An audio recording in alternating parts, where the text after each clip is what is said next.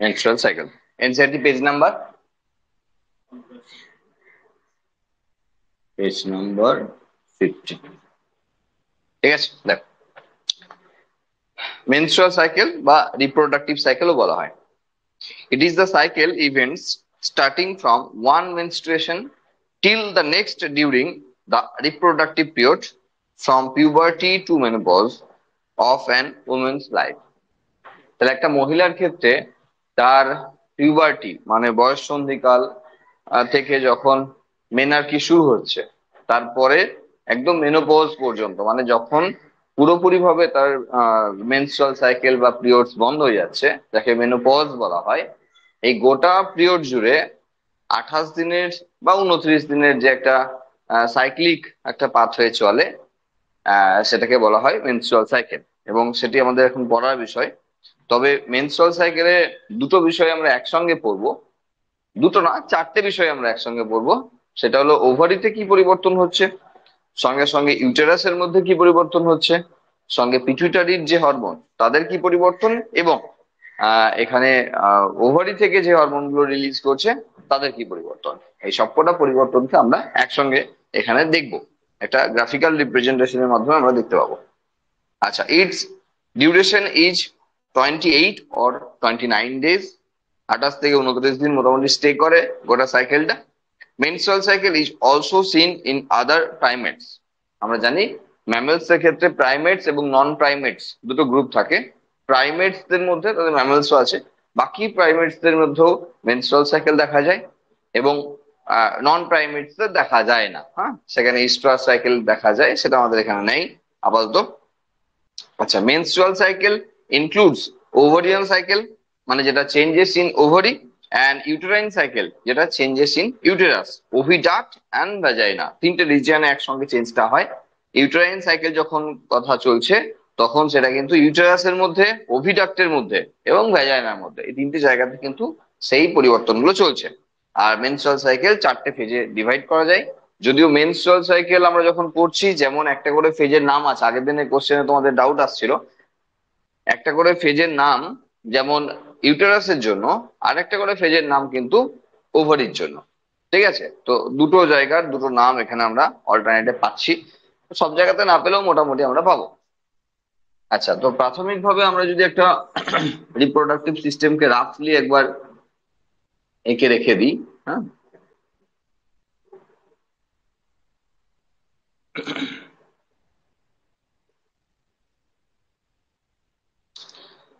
দেখো, তো সেক্ষেত্রে ইনকমপ্লিট একটা ডায়াগ্রাম ওইটুকু হলেই হবে আমাদের এখন। প্রথমেই মেনস্ট্রুয়াল ফেজ, যেটা 1 to 5 ডে স্টে করছে। The cycle starts from menstrual flow or bleeding. আমরা আগের দিনের ক্লাসে ওভারঅল গল্পটা বলে রেখেছিলাম, যদি ফার্টিলাইজেশন হয় তাহলে কেমন হবে, আর ফার্টিলাইজেশন না হলে কেমন হবে, এবং তাকে আমরা মেনস্ট্রুয়েশন বলছি। আমি আরেকবার বলে দিই, সেটা হলো যে এখানে যে ওভারি আছে, সেই ওভারি থেকে যখন এগটা রিলিজ করছে, সেই এগটা আলটিমেট অ্যাম্পুলা পর্যন্ত এসে হাজির হয়। অ্যাম্পুলা পর্যন্ত এসে হাজির হয়, এটা হলো অ্যাম্পুলার রিজিয়ন। এই অ্যাম্পুলাতে এসে হাজির হয়। এবার এই জায়গাতে যদি স্পার্ম পায় তাহলে সেটা ফার্টিলাইজেশন, আর যদি না পায় তাহলে সেই ইম্যাচিওর এগটা এখান থেকে ফিরে এখানে আসে। ততক্ষণ পর্যন্ত এন্ডোমেট্রিয়ামের একটা মোটামুটি গ্রোথ হয়েছে, সেই টোটাল জিনিসটাকে নিয়ে ওই যে আনফার্টিলাইজড এগ, ওটা এই গোটাটাকে নিয়ে, এবং সঙ্গে যে মিউকাস আছে, ভ্যাজাইনাল রিজিয়নের যে মিউকাস আছে, টোটালটাকে নিয়ে যখন বাইরে রিলিজ করে তখন তাকে বলা হয় মেনস্ট্রুয়েশন। তো এটাই প্রথম ফেজ হিসেবে ধরা হচ্ছে, যেটা 1 থেকে 5 দিন স্টে করে, যেটাকে আমরা নর্মালি পিরিয়ডস বলি। তো এই জায়গাটা অবশ্যই উমেন টু উমেন ভ্যারি করে। আর আমরা যখন আগের দিনে মনে আছে আমার, আগের দিনে যখন ওভারির একটা সেকশনাল ভিউ দেখেছিলাম, তখন আমরা দেখেছিলাম যে শেষের যে 14 দিন চলছে, যখন আমরা কর্পাস অ্যালবিকান্স এর কথা বলছিলাম, যখন বলছিলাম যে প্রজেস্টেরন লেভেল প্রায় জিরোর কাছাকাছি একদম কমে এসছে, তখন পরবর্তী মেনস্ট্রুয়েশন, এই যে প্রথম ফেজটা যাকে পিরিয়ডস বলছি, এটা শুরু হয়। তার কারণ ব্লাড যখন প্রজেস্টেরন লেভেলকে জিরো পায়, তখন মায়োমেট্রিয়ামে সংকোচন প্রসারণ বা কন্ট্রাকশন রিল্যাক্সেশন শুরু হয়। আর মায়োমেট্রিয়ামের কন্ট্রাকশন রিল্যাক্সেশনের জন্যই কিন্তু এই এন্ডোমেট্রিয়ামের খুলে যাওয়া বা সেটা নষ্ট হয়ে বেরিয়ে যাওয়ার ঘটনাটি ঘটে। তার মানে মায়োমেট্রিয়ামের সংকোচন প্রসারণ সবসময় কখন হবে? সেটা হলো প্রজেস্টেরন লেভেল যখন কম থাকবে। এগুলো মাথার মধ্যে রাখতে হবে ভালো করে। তো সেটা হোক মেনস্ট্রুয়াল সাইকেল, বা সেটা হোক যখন পার্টুরেশন বা যখন প্রসব হচ্ছে, তখনও সেই একই গল্প, তখনও কিন্তু এই ঘটনাটি ঘটে। তার মানে প্রজেস্টেরন লেভেলকে যদি হাই করে রাখা যায়, প্রজেস্টেরন লেভেলকে যদি একটা নির্দিষ্ট মাত্রা পর্যন্ত রাখা যায়, তাহলে মেনস্ট্রুয়েশনে বা মেন্স মানে মেনস্ট্রুয়েশনের ডেটও পিছানো যাবে। আমরা আগের দিনও এটা মনে হয় বলেছিলাম যে যদি কারোর ক্ষেত্রে এই ধরনের প্রয়োজন হয়, যে কোনো অনুষ্ঠান বাড়ি আছে বা কে এই ধরনের বিষয় আছে, এখানে পিরিয়ডস এর ডেট পিছোতে হবে, তাহলে সেখানে কিন্তু সেখানে প্রজেস্টেরনের সেই ট্যাবলেট খেতে হয়, যাতে ব্লাডের মধ্যে প্রজেস্টেরন লেভেলটাকে দেখায় এবং যার জন্য মেনস্ট্রুয়েশন আটকে যায়। এবং যখন খাওয়া বন্ধ করে দেয় তখন প্রজেস্টেরন লেভেল আবার কমে চলে আসে, যেহেতু অটোমেটিক বডিতে প্রজেস্টেরন লেভেল কমই আছে, তো তখন কিন্তু আবার মেনস্ট্রুয়েশন শুরু হয়ে যায়। যদিও এটা একটা নর্মাল সাইকেলকে ব্রেক করা হলো, আর তার জন্য অবশ্যই সেই ফিমেলটার ক্ষেত্রে কিছুটা হলেও ক্ষতিগ্রস্ত হবে ফিমেল, সেই রিপ্রোডাক্টিভ সাইকেলটা। হ্যাঁ, তো যাই হোক, এগুলো প্রয়োজন অনুপাতে হতে পারে। তো এই মোটামুটি ব্যাপার। আচ্ছা, this cycle starts with menstrual flow, যাকে ব্লিডিং বলা হচ্ছে। ওই যে বললাম যে এই যে যাবতীয় জিনিসগুলো, যেটা আনফার্টিলাইজড এগ সঙ্গে এন্ডোমেট্রিয়াম এবং ভ্যাজাইনাল ডিজাইনের যে মিউকাস, সমস্ত কিছু নিয়ে যখন বেরিয়ে যাচ্ছে, তাকে মেনস্ট্রুয়াল ফ্লো বলা হচ্ছে। এবং যেদিন শুরু হলো সেই দিনটাকেই আমরা ওখানে ডে 1 ধরে করেছি, কারণ আমরা অলরেডি ওভারির ক্ষেত্রে সেকশনাল ভিউ দেখে নিয়েছি। তাহলে সেখানে দেখেছিলাম আমরা যে সেটাকে আমরা ডে 1 ধরছি। আচ্ছা, menstruation occurs if the released ovum is not fertilized। এই যে released ovum is not fertilised, আগে আমরা বললাম এই ওভামটা যদি ফার্টিলাইজেশন না হয় তাহলে মেনস্ট্রুয়েশনের গল্প আসছে। It results in breakdown of endometrium lining and uterine blood vessel that comes out through vagina. তাহলে এখানে কি হচ্ছে? এন্ডোমেট্রিয়াম যেটা গ্রো করেছিল সেটা ভেঙে বেরিয়ে আসছে, এবং ইউটেরাইন যে লাইনিং রয়েছে টোটালটা সঙ্গে মিউকাস নিয়ে গোটা ব্যাপারটা বেরিয়ে আসছে। আচ্ছা, lack of menstruation indicates pregnancy. যদি কারোর ক্ষেত্রে মেনস্ট্রুয়েশন অফ হয়ে যায়, বন্ধ হয়ে যায়, তাহলে সেটা ইন্ডিকেট করে অবশ্যই প্রেগনেন্সির। কারণ আমরা বলেছিলাম যে এটা হয় ফার্টিলাইজেশন হবে, না হয় এখানে রিলিজ করবে অ্যাজ এ মানে পিরিয়ডস এর ব্যাপারটা রয়েছে। তাহলে যদি পিরিয়ডস বন্ধ হয়, তার মানে এটাই দাঁড়ায় যে সেক্ষেত্রে প্রেগনেন্সি এসছে। তবে সে সব ক্ষেত্রে বিষয়টি প্রযোজ্য নয়, কারণ ফিমেল বডিতে যেহেতু অনেকগুলো হরমোন একসঙ্গে কাজ করে, সেই জন্য একটি অবিবাহিত মহিলা তার যদি মেনস্ট্রুয়াল সাইকেল বন্ধ হয়ে যায়, তার মানেই তো প্রেগনেন্সি না। কারণ অনেকগুলো হরমোন এখন রেগুলেট করছে বলে কিছু গন্ডগোল হয়। অনেকের ক্ষেত্রে ডেট অনেক পিছনে থাকে, অনেকের ক্ষেত্রেই সেটা 1 মাস 2 মাস 3 মাস 4 মাস পর্যন্ত অফ হয়ে থাকে। হ্যাঁ, অবশ্যই সেই সমস্ত ক্ষেত্রে ডাক্তার দেখানোর প্রয়োজন আছে, এগুলোকে ঠিক করার জন্য, হরমোনাল লেভেলগুলোকে ব্যালেন্স করার জন্য।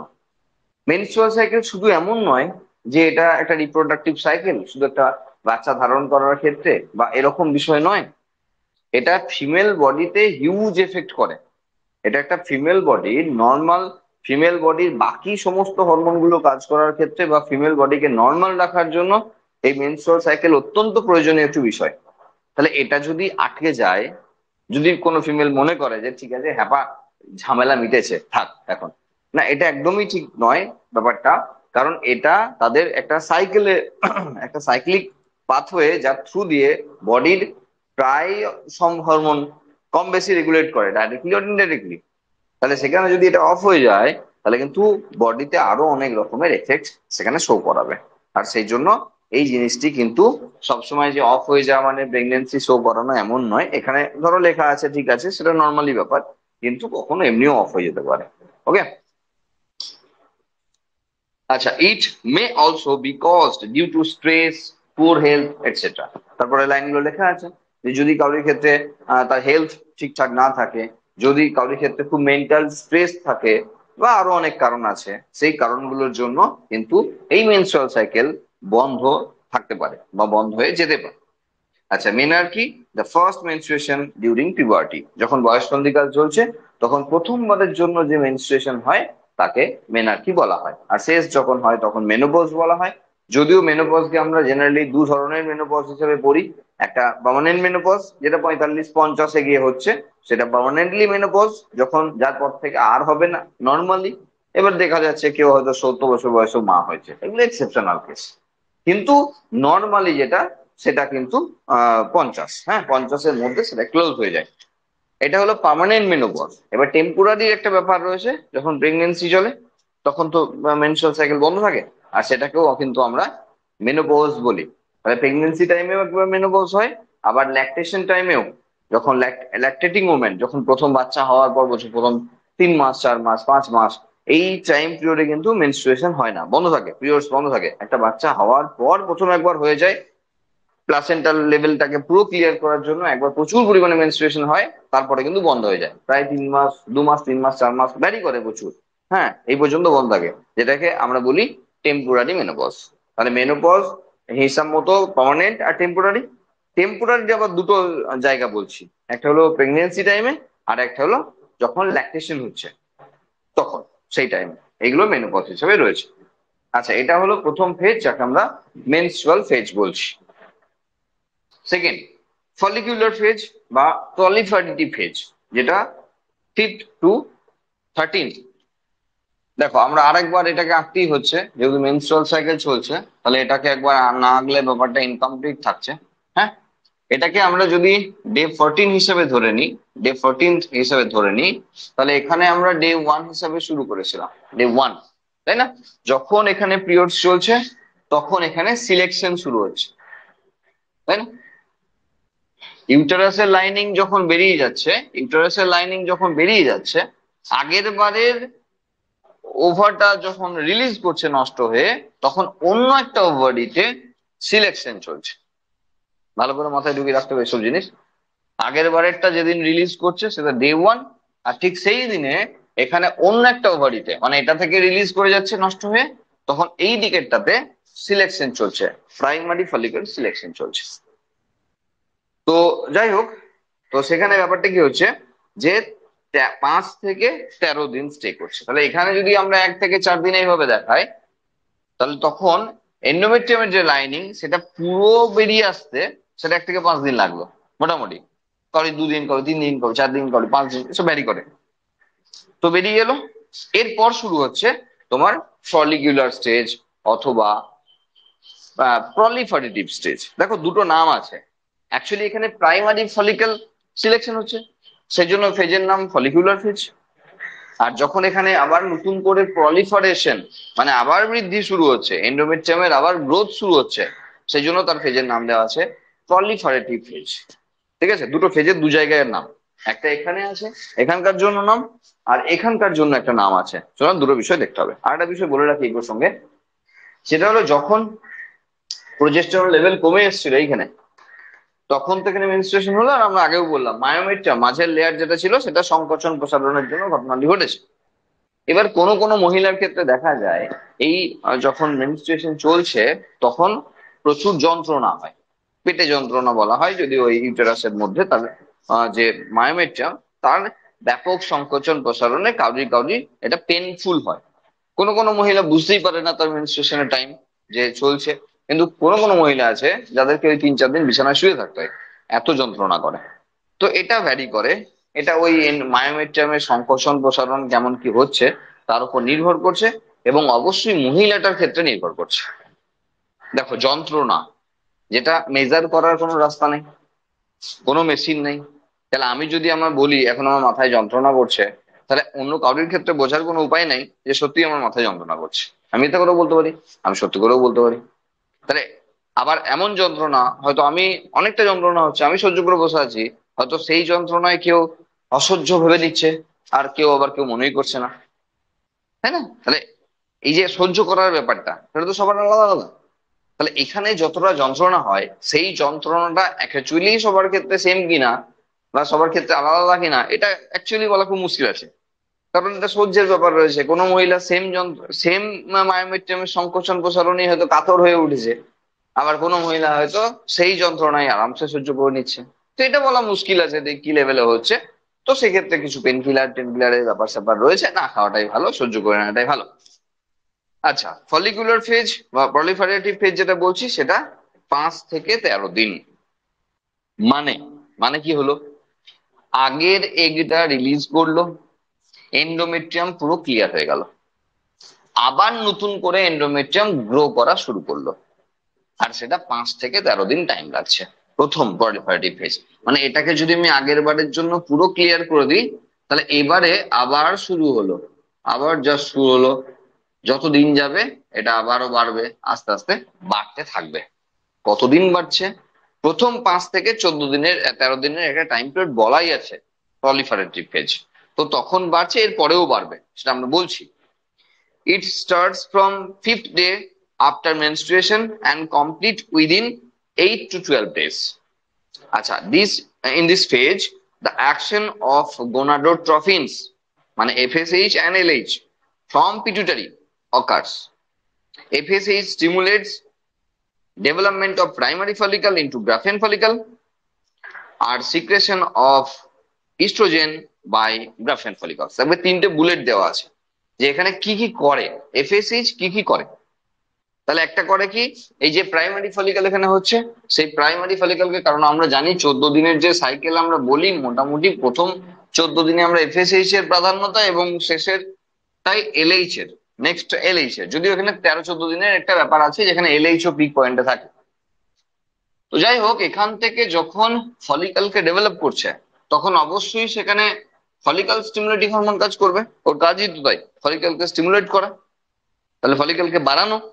তাহলে এখানে অনেকগুলো ফলিকল একসঙ্গে বেরিয়ে এসেছিল হিসাব মতো, তার মধ্যে একটা ফলিকল এখানে ম্যাচিওর করবে, যেটা প্রাইমারি সেকেন্ডারি এইভাবে আপ টু গ্রাফিয়ান ফলিকল পর্যন্ত চলছে। আর বাকিগুলো এখানে থিকা ইন্টারনা থিকা এক্সটার্না, যেটা আমরা আগের দিনও বলে ফেলেছি, হ্যাঁ, সেগুলো ডেভেলপ করায়, এই বিষয়টি বলা হয়েছে।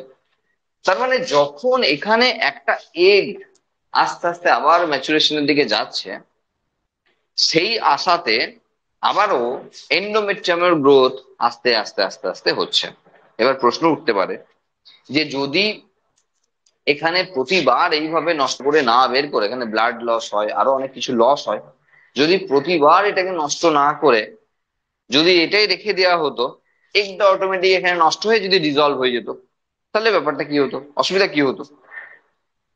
অসুবিধা যেটা হতো সেটা হলো এই এন্ডোমেট্রিয়ামটা তো লুজ টিস্যু এবং mucus, blood vessel, fine blood vessel এসব আছে, এই নিউট্রিটিভ টিস্যু যা একটা ভ্যালিডিটি আছে। তো যদি একবার তৈরি করে সেই ওমেন্সটার ক্ষেত্রে তার সারা জীবন রেখে দিত, মানে আপ টু প্রেগনেন্সি যদি বলি, যদি রেখে দিত, তাহলে তার ক্ষেত্রে যে প্রপার নিউট্রিটিভ মেটেরিয়াল সাপ্লাই করার যে বিষয়বস্তু সেটা ঠিক পারতো না। সেই জন্য প্রতিবার চেঞ্জ করে, প্রতিবার নতুন টিস্যু, প্রতিবার এটাই ভেবে তৈরি হয় যে এবারে মনে হয় ফার্টিলাইজেশন হবে, এবারে মনে হয় ইমপ্লান্টেশন হবে, সেই জন্য প্রতিবার এটা নতুন করে গ্রো করায়। ওকে, তার মানে যখন এখানে চলছে গ্রোথ, এখানেও কিন্তু গ্রোথ চলছে, এটা বুঝতে হবে আস্তে আস্তে। হ্যাঁ, এখানেও কিন্তু একসঙ্গে গ্রোথটা চলছে। এবার কেমন করে দেখো, এখানে যখন গ্রোথ চলছে, যে যেটা এফএসএইচ করছে, ঠিক সেম টাইমে এই জায়গা থেকে ইস্ট্রোজেন রিলিজ করছে। তাহলে এখানে গোটা বিষয়টা মেনটেন হচ্ছে, কারণ ফলিকল স্টিমুলেটিং হরমোন তো ওভারিতে কাজ করছে, তাই না? মেইনলি ওভারিতে কাজ করছে। তাহলে ওভারিতে যত কাজ করছে, যত গ্রাফিয়ান ফলিকল তৈরি হচ্ছে, বড় হচ্ছে, মানে অ্যাজ এ গ্রাফিয়ান ফলিকল আসছে, তখন সেখান থেকে ইস্ট্রোজেন হরমোনের পরিমাণ বাড়ছে, আর সেটা কিন্তু এখানে গ্রোথের ক্ষেত্রে কাজে লাগবে। তো এখানে বলাই আছে FSA stimulates development of primary follicle into Graafian follicle. তাহলে এটা প্রাইমারি ফলিকল, সেটাকে গ্রাফিয়ান ফলিকলে কনভার্ট করতে সাহায্য করছে, 1 নম্বর কাজ। 2 নম্বর কাজ কি, যে secretion of estrogen by Graafian follicle, তাহলে গ্রাফিয়ান ফলিকল থেকে ইস্ট্রোজেনকে রিলিজ করতেও হেল্প করছে। ইস্ট্রোজেন স্টিমুলেটস, ইস্ট্রোজেন এবার কি করে দেখো, proliferation of ruptured uterine endometrium and mucus lining of oviduct and vagina. তাহলে এখানে এফএসএইচ এটা করলো, সঙ্গে ইস্ট্রোজেন রিলিজ করলো। এবার ইস্ট্রোজেন কি করছে, ইস্ট্রোজেন যেটা করছে, এখানে যে রাপচার্ড, মানে এই তো আগের বার ভেঙে চুরে গিয়েছিল, সেগুলো বেরিয়ে গেছিল, তাহলে রাপচার্ডই বলবো, রাপচার্ড এন্ডোমেট্রিয়ামের গ্রোথ শুরু করলো।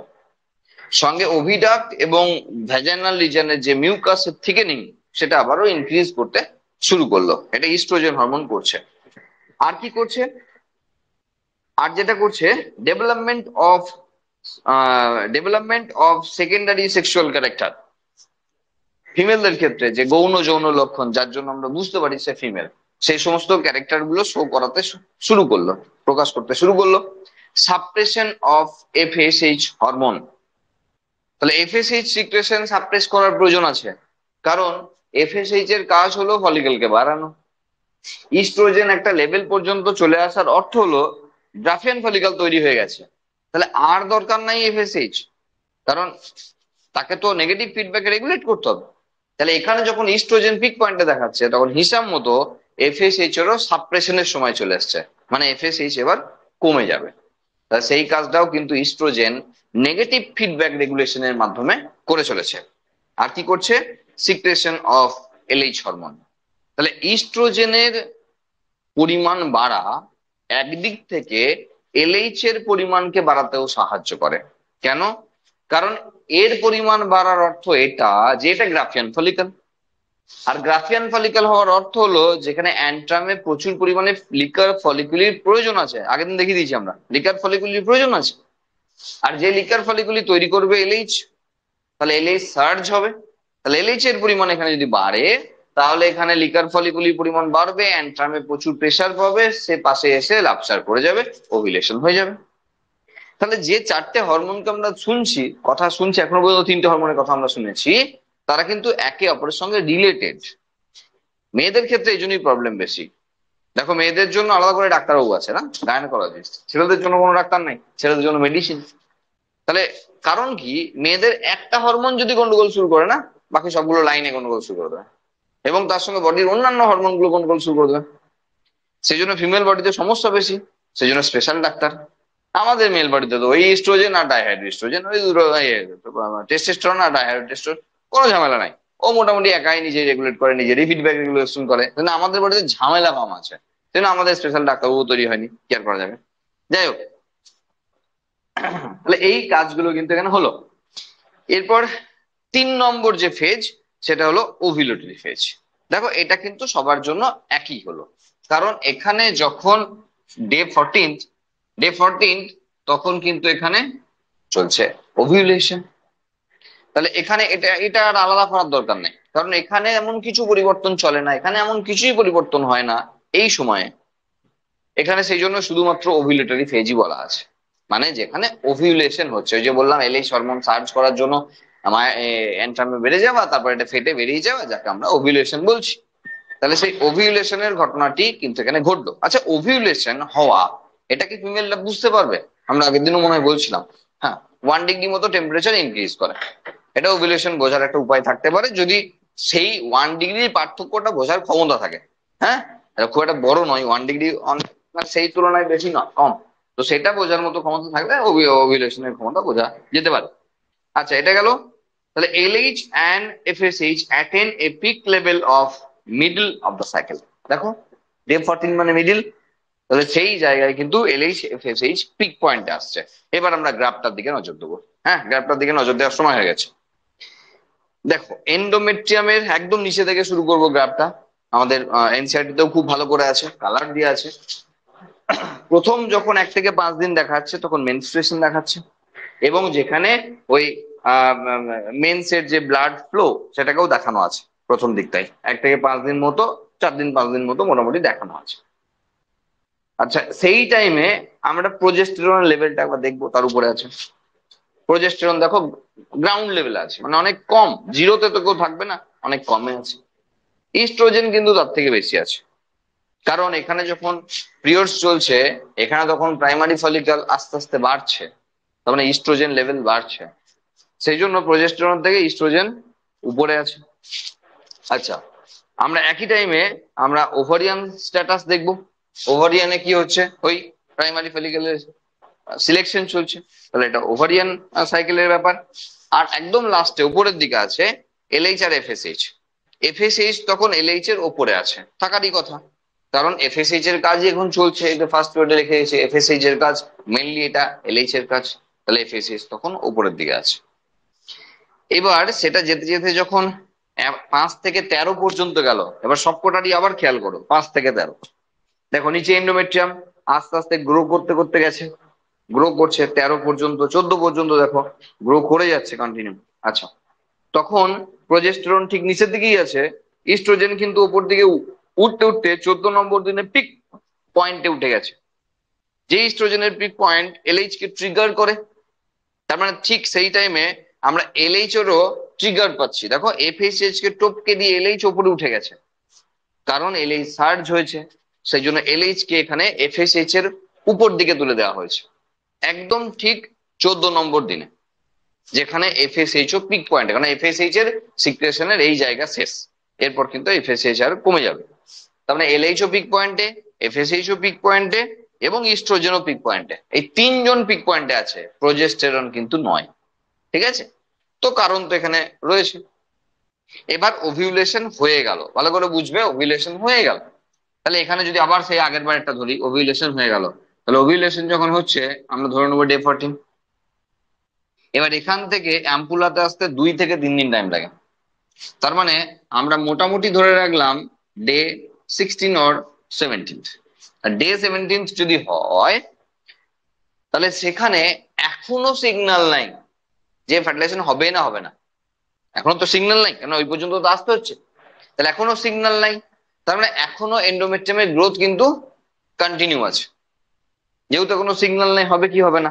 তাহলে এখানে দেখো এখনো কিন্তু বাড়ছে, এখানে যদিও বাড়াটা একদম 23, 24 নম্বর দিন অব্দি বাড়িয়ে নিয়ে গেছে, তবে বলা ভালো 23, 24 নম্বর অব্দি দিন কিন্তু বাড়ানোর প্রয়োজন পড়ে না এন্ডোমেট্রিয়ামের।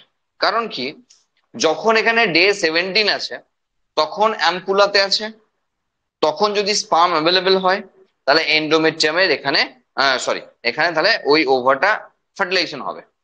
আর ফার্টিলাইজেশন হওয়া মানে প্রেগনেন্সি আসবে, মানে এখনো প্রেগনেন্সি নয়, ফার্টিলাইজেশন হওয়া মানে একটা সিগন্যাল যে জাইগোট তৈরি হয়েছে। জাইগোট যদি তৈরি হয় তাহলে এন্ডোমেট্রিয়ামটার ফার্দার গ্রোথের প্রয়োজন পড়ে। এন্ডোমেট্রিয়ামের যদি এখানে যদি ফার্টিলাইজেশন না হয় তাহলে এন্ডোমেট্রিয়ামটা কিন্তু ফার্দার গ্রোথের প্রয়োজন পড়ে না হিসাব মতো, কারণ এখান থেকে সিগন্যাল যায় এখানে যে আর ডেভেলপমেন্টের দরকার নাই, কারণ যে কারণের জন্য এর ডেভেলপমেন্ট হচ্ছিল সেটাই তো হয়নি, ফার্টিলাইজেশনই তো হয়নি। তাহলে একে তো বার করতে হবে, এগুলো সব নিয়ে বার করতে হবে, এ বেরোবে নষ্ট হয়ে, সব নিয়ে বেরোবে, তার আর গ্রোথ করিয়ে কি হবে। সেজন্য হিসাব মতো কিন্তু এখানে এই 17 নম্বর 18 নম্বর দিনের পর থেকে সিগন্যাল যায় ওখানে যে ফার্টিলাইজেশন হলো না, কারণ ফার্টিলাইজেশন হতে বেশিক্ষণ টাইম লাগে না, তাহলে সেটাকে আবার দিনে ধরার দরকার নাই যে আরো কয়েকদিন লাগবে, এমন তো ধরার দরকার নেই। তাহলে এখানে হলো না, সেই সিগন্যাল কিন্তু এখানে থাকে, তাহলে তখন কিন্তু এন্ডোমেট্রিয়ামের গ্রোথের ফার্দার প্রয়োজন হয় না। এবার দেখো এনসিইআরটি তে যেহেতু আমাদের যেমন দেওয়া আছে আমাদের তো ফলো করতে হবে, টোটো কিছু করার নেই। তাহলে আমরা এখানে গ্রাফটাকে মনে রাখবো, যেখানে 25 নম্বর দিন পর্যন্ত প্রায় 24 নম্বর দিন পর্যন্ত প্রায় বাড়িয়ে গেছে। ঠিক আছে, এটা মাথায় রাখলাম। এবার দেখো এখানে তার উপরের গ্রাফটাকে দেখো, প্রোজেস্টেরন যখন এখান থেকে ওভারটা রিলিজ করে গেছে as a secondary oocyte, secondary oocyte যখন এখানে রিলিজ করে গেছে তখন এখান থেকে একটা ফলের মধ্যে থেকে বীজ বের করে দেওয়ার মতো, তার মানে এখানে ব্যাপারটা চুপসে গেল। তার মানে এখানে তখন প্রোজেস্টেরন লেভেল মানে প্রোজেস্টেরন বেরোতে শুরু করলো, আর এলএইচ এর উপর কাজ করছে। এবার এটাও নির্ভর করছে এবার হিসাব করে দেখো, ডে 14 যদি হয়, আমি এখানে ডে 17 লিখলাম, তাহলে তখন কর্পাস লিউটিয়াম একটু বড় হয়েছে। এবার সেই একই কেস এখানেও, যে 17 নম্বর দিনে যদি ফার্টিলাইজেশন হয়ে যায় তাহলে এ কিন্তু আর কমবে না, বরং এ বাড়বে, কর্পাস লিউটিয়াম আরো আকারে অনেক গুণ বাড়বে। কিন্তু যদি এখানে সিগন্যাল চলে আসে যে ফার্টিলাইজেশন হলো না, তাহলে এবার আস্তে আস্তে কমতে থাকবে, এটা বুঝতে হবে। তার মানে দুটো জিনিস রয়েছে সবসময় ইউটেরাসের ভিতরে এবং ওভারির ভিতরে, যে গোটা প্রসেসটা চলছে এটা দুটো সাইড রয়েছে সবসময়, যে ফার্টিলাইজেশন হচ্ছে কি হচ্ছে না, হলে একটা গল্প আর না হলে মেনস্ট্রুয়াল সাইকেল। ঠিক আছে, সেটা মাথায় রাখতে হবে। তাহলে এখানে ডে 17 আমরা এই রাখলাম, ডে 17 আমরা পর্যন্ত এন্ডোমেট্রিয়ামের গ্রোথটাকে আমরা দেখালাম। এরপর কি হচ্ছে দেখো, ইস্ট্রোজেন লেভেল কিন্তু হঠাৎ করে কমে চলে এলো, আর প্রোজেস্টেরন লেভেল কিন্তু কন্টিনিউ উপর দিকে উঠছে, উপর দিকে উঠে গিয়ে প্রোজেস্টেরন মোটামুটি 23 নম্বর 22 নম্বর দিনে পিকে আছে। কেন দেখো, ডে 17 এরপর যেহেতু এলএইচ কাজ করে প্রজেস্টেরনের, এলএইচ কাজ করে কর্পাস লিউটিয়ামের উপর, তাহলে এলএইচ যদি বাড়ে তাহলে কর্পাস লিউটিয়ামের আকারটাও খানিকটা বাড়তেই থাকে। কিন্তু এরপরে যখন ফার্টিলাইজেশন হলো না সেই সিগন্যাল, তখন কিন্তু সে কমে গিয়ে অ্যালবিকান্স। আর সেই জন্য 22-23 নম্বর দিনে কিন্তু দেখো প্রজেস্টেরন লেভেল পিকে আছে, তারপর কিন্তু আস্তে আস্তে নেমে চলে এলো, কারণ আর প্রয়োজন নাই, কারণ সিগন্যাল তো চলে এসছে যে ফার্টিলাইজেশন হয়নি, তাহলে তার আর গ্রোথ করিয়ে লাভ নাই। সেই জন্য প্রজেস্টেরন লেভেলকে বাড়িয়ে লাভ নাই, কারণ প্রজেস্টেরনের মেন কাজ হলো এন্ডোমেট্রিয়ামের দেখাশোনা করা। আমরা বলেছিলাম প্রজেস্টেরন লেভেল 0 হওয়ার অর্থ হলো এন্ডোমেট্রিয়াম খুলে বেরিয়ে যাওয়া, তাহলে প্রজেস্টেরন লেভেল হাই রাখার অর্থ হলো এন্ডোমেট্রিয়াম ভালো থাকা, তাই না? তাহলে প্রজেস্টেরনের পুরো দায়িত্বই হলো এন্ডোমেট্রিয়ামের দেখাশোনা করা। তাহলে এখানে যখন এন্ডোমেট্রিয়ামকে রাখতেই হবে না, তাহলে প্রজেস্টেরন থেকে কি করবে? তাহলে প্রজেস্টেরন লেভেল আস্তে আস্তে কমছে, আর সেই জন্য এন্ডোমেট্রিয়াম এখনই খুলে না পড়লেও এন্ডোমেট্রিয়াম কিন্তু আর বাড়ছে না। বোঝা গেল? এবার এখানে এই যে ফার্টিলাইজেশন হলো না, সেই জিনিসটা মানে সেই ওভারটা এখানে ফিরে আসতে যে টাইমটা লাগলো, সেটা 17 নম্বর দিন থেকে মোটামুটি যদি এটা ফার্টিলাইজেশন করতে হয় 3-4 দিন লাগতো, আর ফার্টিলাইজেশন না করলে একটু আগেই চলে আসে, দিয়ে এখানে কিন্তু ঘোরাঘুরি করে টোটাল জিনিসটাকে নিয়ে একসঙ্গে বেরোবে রাপচার করে। ঠিক আছে, সেই টাইম পিরিয়ডটা এখানে রয়েছে। এইবার একটা বিষয় এখানে আছে, একটু সমস্যা, সেটা হলো ইস্ট্রোজেনকে নিয়ে।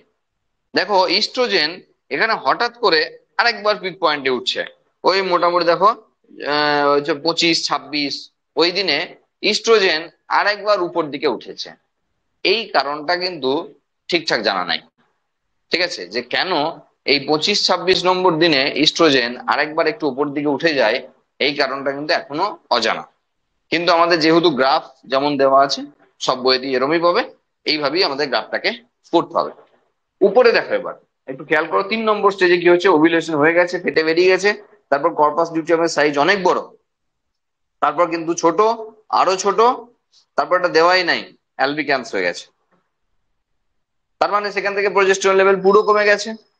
উপরের দিকে গ্রাফটা দেখো, একদম ফার্স্টের গ্রাফটা, সেটা হলো এলএইচ পিক পয়েন্টে উঠেছিল, এলএইচ এবার আস্তে আস্তে আস্তে আস্তে নামছে, এফএসএইচ কিন্তু নিচের দিকে ছিল, 14-র পর থেকে নিচেই ছিল। এবার যখন সেই 27-28 দিনে চলে গেল, তখন কিন্তু এফএসএইচ আস্তে আস্তে আবার প্রজেস্টেরনকে ক্রস করে উপরে উঠে গেল, কারণ এফএসএইচ এর আবারও ডে 18-এর পর 28-এর পর 29 মানে ডে 1, তার মানে আবারও এফএসএইচ এর দরকার আছে, সেজন্য এলএইচ কে পার করে এফএসএইচ উপরে উঠে গেল। এই গ্রাফটাকে আমাদের পুরো স্ক্যান করে মাথায় ঢুকিয়ে নিতে হবে, ঠিক আছে, যে কোন দিনে কি কি ঘটনা ঘটছে এবং কার লেভেল কি ধরনের আছে, কারণ এটাতেই বহু কিছু আছে, বহু কিছু জিনিস এটার মধ্যেই লুকিয়ে আছে। ওকে, আচ্ছা, তাহলে ওভিলেটরি ফেজে আরেকবার কি হচ্ছে, এলএইচ এফএসএইচ পিক পয়েন্টে আসছে, আর র্যাপিড সিক্রেশন অফ এলএইচ, যাকে এলএইচ সার্চ বলা হচ্ছে, includes rupture of graafian follicle and thereby ovulation on 14th day. বলা হয়ে গেছে সবকিছু। Next phase, last phase, secretory phase or luteal phase. দেখো সিক্রেটারি ফেজ বলা আছে এখানে সিক্রেশন হচ্ছে বলে, আর লিউটিয়াল ফেজ বলা আছে এখানে লিউটিয়াল দশা চলছে বলে, তাই না? কোনটায় কি আছে তা তো এখানে বলাই আছে। তো after ovulation graafian follicle is transformed into a yellow endocrine mass called corpus luteum. এই যে corpus luteum, it secretes progesterone. এবার ফাংশন অফ প্রজেস্টেরন, প্রত্যেকটা হরমোনের নিজের নিজের কাজগুলোকে ভালো করে দেখে রাখবে। এফএসএইচ এর কি কাজ, কি কি কাজ, একটা কাজ নয়, কি কি কাজ, এলএইচ এর কি কি কাজ, ইস্ট্রোজেনের কি কি কাজ, আর প্রজেস্টেরনের কি কি কাজ। ওই ওভারঅল করবে না, সব রিপ্রোডাক্টিভ সাইকেলকে কন্ট্রোল করে, এইভাবে মনে রাখলে হবে না, সবাইকে আলাদা আলাদা করে মনে রাখতে হবে, কারণ কাজগুলো সবার নির্দিষ্ট আছে। প্রজেস্টেরন কি করে, makes the endometrium maximum vascular thickened soft, thus the uterine gets ready for implantation। তাহলে যদি এখানে ফার্টিলাইজেশন হতো তাহলে তো এখানে ইমপ্লান্টেশন হতো, তাহলে এখানে কিন্তু ম্যাক্সিমাম লেভেলে গ্রো করাটাই কিন্তু কাজ ছিল প্রজেস্টেরনের। তাহলে এখানে যখন সিগন্যাল ছিল ফার্টিলাইজেশন হয়ে গেছে, তাহলে এখানে তো এ আরো বড় হয়েছে না, এ আরো বড় হয়েছে, কারণ এখান থেকে এখন শুধু প্রজেস্টেরন নয়, সঙ্গে ইস্ট্রোজেনও রিলিজ করবে আগামী 280 দিন। তাহলে সেই জায়গায় এ কিন্তু টোটালি থেকে যাবে অতদিন। যদি ফার্টিলাইজেশন হয় তাহলে প্রেগনেন্সি আসবে, তার মানে এ তো বেড়ে থাকবে, এ তো আর কমবেই না। বরং এ অনেক বেশি বেড়ে থাকবে। এখান থেকে শুধু প্রোজেস্টেরন বেরোবে, হিউজ মাত্রায় বেরোবে তাই নয়, সঙ্গে ইস্ট্রোজেনও বেরোবে এখন এখান থেকে, কারণ ইস্ট্রোজেন তো আর তো ওখানে যাচ্ছে না সাইকেলটা, তাহলে এখান থেকে ইস্ট্রোজেনও বার করবে, কারণ সেকেন্ডারি সেক্সুয়াল ক্যারেক্টার এখন অনেক বাকি আছে। প্রেগনেন্সি পিরিয়ডে মায়ের মামারি গ্ল্যান্ডের ম্যাক্সিমাম গ্রোথ হবে, তো সেসবের দায়িত্ব আছে ইস্ট্রোজেনের, ইস্ট্রোজেন থেকে বেরোবে এরপর, তাহলে এখান থেকে বেরোবে, প্লাসেন্টা থেকে বেরোবে, এখান থেকেও বেরোবে। ওকে, সেই জন্য এখানে যদি ডে 17 ধরি, যদি ফার্টিলাইজেশন হতো, তাহলে এখানে সেগুলো তো পরে দেখাচ্ছে, ফার্টিলাইজেশনের সময় দেখাচ্ছে। হ্যাঁ, আচ্ছা এটা গেল। আর কি বলছে, inhibits the FSH secretion to prevent development of second ovarian follicle. খুব ইম্পর্টেন্ট লাইন। দেখো, এফএসএইচ প্রোজেস্টেরন লেভেল যদি পিক থাকে, তার মানে এফএসএইচ এর দরকার নাই, মানে এটাই। তাহলে প্রোজেস্টেরনের লেভেল উপরে থাকা এফএসএইচ কে সাপ্রেস করছে, আর যার ফলে আরেকটা ওভারিতে এখনই প্রাইমারি ফলিকল সিলেকশন হচ্ছে না। এটা খুব জরুরি ব্যাপার, কারণ একটা ফলিকল থাকতে থাকতে যদি আবার একটা ফলিকল তৈরি হয়ে যায়, মানে একটা ওভার যখন রিলিজ করে বসে আছে, তারই এখন ভবিষ্যৎ ঠিক হয়নি, সেই করতে করতে যদি আরেকটা ওভারিতে যদি ফলিকল সিলেকশন হয়ে যায়, তাহলে মুশকিলের ব্যাপার, সাইকেলটা 28 দিনে চলবে না।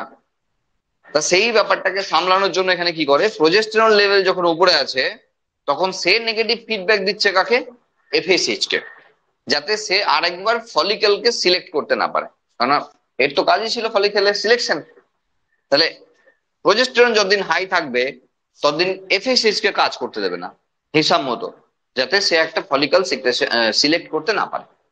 এটাও প্রোজেস্টেরনের আরেকটি কাজ। তাহলে প্রোজেস্টেরনের কাজ দুটো হলো, একটা হলো এন্ডোমেট্রিয়ামে দেখাশোনা করা, এন্ডোমেট্রিয়ামকে বাড়ানো, আর 2 নম্বর কাজ হলো এফএসএইচ কে ডাউনে রাখা, যাতে সে আরেকটা ফলিকল সিলেকশন না করতে পারে। ওকে, এই ব্যাপারগুলো রয়েছে। আচ্ছা, ইফ ফার্টিলাইজেশন ডাজ নট অকার, যদি ফার্টিলাইজেশন না হয়, তাহলে কি হবে? তাহলে হবে কর্পাস লিউটিয়াম ডিজেনারেটস, আর আস্তে আস্তে কর্পাস লিউটিয়াম ছোট হয়ে যাচ্ছে, অ্যালবিকান্স হয়ে যাচ্ছে। It causes disintegration of endometrium, it leads to the next menstrual cycle and new cycle. তাহলে এটা ছোট হয়ে যাওয়া মানে আবার নতুন সাইকেল চালু হয়ে যা। If A women becomes pregnant, all events of menstrual cycle stop and there is no menstruation. যদি এখানে ফার্টিলাইজেশন হয়ে যায়, তাহলে মেনস্ট্রুয়েশন আর হবে না, কারণ ওটার জন্যই তো চলছিল সাইকেলটা, তো ওটাই যদি হয়ে যায় তাহলে মেনস্ট্রুয়াল হবে না। সেই জন্য ফিমেলদের ক্ষেত্রে মেনস্ট্রুয়াল সাইকেল স্টপ হয়ে যাবে। Menstrual cycle causes around 50 years of age, it is called menopause. আমরা আগেই বলে দিচ্ছি এসব নিয়ে। হয়ে গেল। এবার রয়েছে কিছু মেনস্ট্রুয়াল হাইজিন, একদমই সাধারণ ব্যাপার। মেনস্ট্রুয়াল চলাকালীন মেয়েদের ক্ষেত্রে কি কি হাইজিন মেনটেন করতে হয়, হ্যাঁ, কি কি জিনিসে খেয়াল রাখা উচিত, ওই আর কি, রেগুলারলি মানে স্নান করা এবং পরিষ্কার পরিচ্ছন্নতা থাকা। আচ্ছা, স্যানিটারি ন্যাপকিনস ইউজ করা, এবং যদি হয় সেটা ক্লিন হোমমেড ন্যাপকিনস, তাহলে আরো ভালো হয়, সেটার কথাও বলা আছে। Changes them after every 4 to 5 hours, প্রতি 4 থেকে 5 ঘন্টা অন্তর চেঞ্জ করতে হবে। মুভমেন্ট টুভমেন্ট ভ্যারিও করতে পারে, তার আগে পরেও হতে পারে। আচ্ছা, dispose of used napkins or pads properly, এই ধরনের প্যাডকে একটা নির্দিষ্ট জায়গাতে ফেলতে হবে, এবং যেখানে সেখানে সেটা ফেলা যাবে না ওপেন এরিয়াতে। আর after handling the napkins wash, এগুলো দেখলেই বুঝতে পারবো, এগুলো পড়লেই বুঝতে পারবো। তো এই ধরনের হাইজিন গুলো মেনটেন করতে হয় during menstrual cycle, menstrual cycle না, ডিউরিং মেনস্ট্রুয়েশন। ওকে, তো এই তো গেল মোটামুটি মেনস্ট্রুয়াল সাইকেল।